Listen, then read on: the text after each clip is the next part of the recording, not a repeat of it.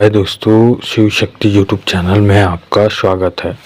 आज की विषय में हम बात करेंगे कि जब हम पूजा पाठ करने बैठते हैं या पूजा पाठ करते समय हमें ऐसी दुर्गंध क्यों आती है और ऐसी सुगंध क्यों आती है। बहुत से बच्चों के मन में ये प्रश्न रहता है कि हम जब पूजा पाठ करने बैठते हैं तो हमारे आसपास हमें दुर्गंध आना, जैसे कि कोई चीज़ जल रही है, कोई चीज़ मांस का सड़ा हुआ बदबू, या ऐसे बहुत सारे दुर्गंध आते हैं जिसके कारण बच्चे बहुत परेशान हो जाते हैं और इसका कारण नहीं जान पाते हैं। ठीक है, और मैं बता दूं, ये किसी भी देवी देवता का पूजा पाठ करो आप, उस दौरान आता है। कई कई बोलेंगे कि हनुमान जी तो सात्विक देवता हैं, तो उनके पूजा में क्यों ये दुर्गंध आती है, और माता काली तो सब में चलती है, शमशान में भी चलती है, सात्विक भी चलती है, तो उनके में दुर्गंध क्यों आता है और सुगंध क्यों आता है। तो आज की विषय में मैं आपको यही उनकी कारण बताऊंगा कि दुर्गंध क्यों आता है और सुगंध क्यों आता है। जब हम पूजा करने बैठते हैं तो हमको बहुत सारी सुगंध भी आती है और दुर्गंध भी आती है। कई को गुलाब की सुगंध आती है, धूप की सुगंध आती है, फूल की सुगंध आती है, और किसी को सिगरेट की दुर्गंध आती है, शराब की दुर्गंध आती है, मांस की दुर्गंध आती है, या ऐसा कोई गंदा वस्तु जिसका उसे दुर्गंध आना। तो देखिए, होता क्या है, जब हम पूजा पाठ करने बैठते हैं या हम मंत्र इत्यादि करते हैं तो एक समय ऐसा होता है कि जब हमारी छठी इंद्री हमारी जब जागृत हो जाती है तो हमें ये अनुभव होता है कि हमें एहसास होता है कि कोई ना कोई चीज़ यहाँ पर दुर्गंध वाली है या सुगंध वाली है।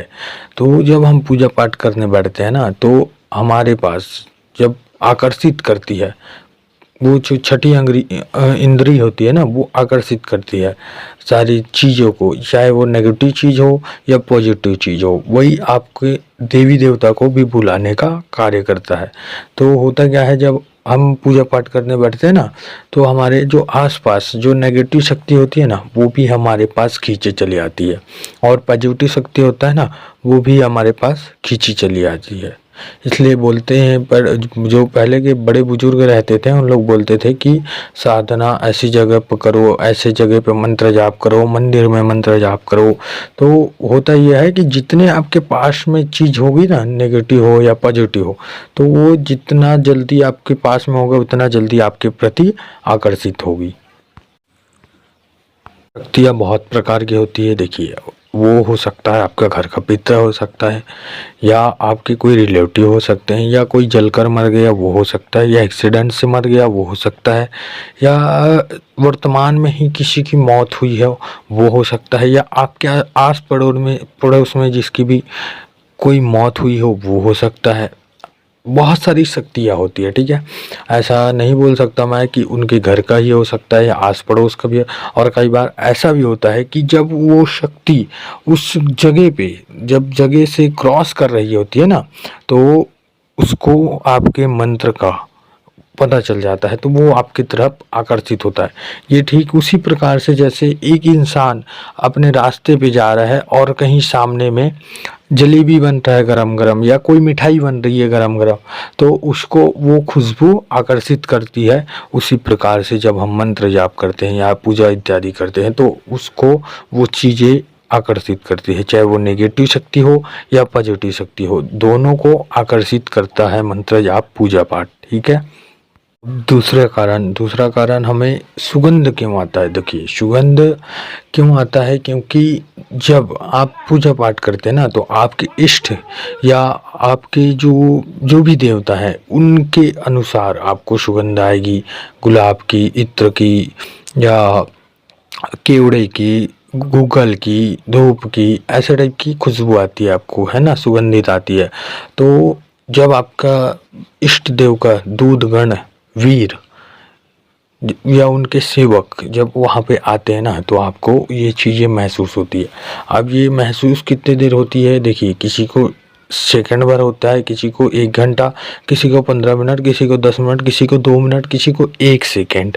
ठीक है, ऐसा निर्धारित नहीं है, या तो कई बार ऐसा भी होता है कि आते हैं तो एक एक 1.5 घंटा तक भी रुकते हैं, तो वो सुगंधित आपके पास आते रहती है, और जब वो चले जाते हैं तो ऑटोमेटिक वो सुगंध ख़त्म हो जाता है।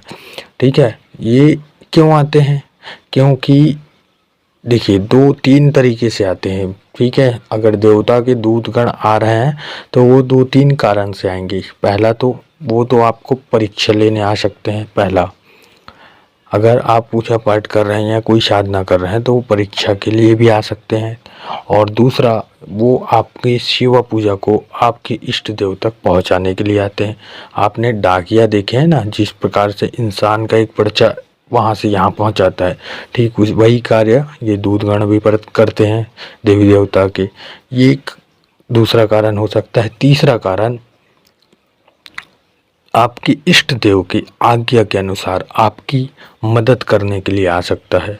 ठीक है, आपकी इष्ट देव की अगर आज्ञा होगी तो वो आपके मदद करने आ सकते हैं, या आप किसी की पोछा देख रहे हैं तो पूछा बताने के लिए भी वो दूतगण आते हैं। ठीक है, ये होता क्या है कि कई लोगों को सवारी आपने देखी होगी हनुमान जी का, भैरव बाबा का या माता काली का, तो माता काली की जो सवारी वाली व्यक्ति है वो जीभ निकालती है, वैसे किलकारी लगाती है, माता काली की जयकारा भी लगाती है ना। तो आप उसे माता काली नहीं बोल सकते, लेकिन वो माता काली के ही सारे गुण धारण करती है। ठीक है, वो होती है योगिनिया, और वो माता काली के जैसे ही आवाज़ निकालेगी, जीभ निकालेगी और उनका सारा गुण धारण करती है। तो वो माता काली के दूतगण हैं। ठीक है, वो उनको माता काली नहीं बोल सकते, लेकिन वो माता काली के ही द्वारा आई हुई योगिनिया है। ठीक है, खुशबू किस प्रकार से आएगा? वो आपके इष्ट देव के अनुसार आपको खुशबू आएगा। जैसे कि हनुमान जी की आप अगर शिवा पूजा कर रहे हैं तो आपको चमेली की तेल या चमेली की फूल, ठीक है, या गुलाब का फूल, ऐसे सभी देवी देवताओं के अनुसार अपने अपने हिसाब से उनका खुशबू और वो आता है, महक आता है। ठीक है, तो आपको समझ लेना चाहिए, अगर आपको ये सारी चीज़ें मिल रही है, खुशबू मिल रहा है, तो आपका इष्ट देव को आपकी शिव पूजा स्वीकार हो चुकी है। ठीक है, तो मुझे आशा है जानकारी आपको पसंद आई होगी। चैनल पर नए हैं तो चैनल को लाइक कीजिए, शेयर कीजिए, सब्सक्राइब कीजिए।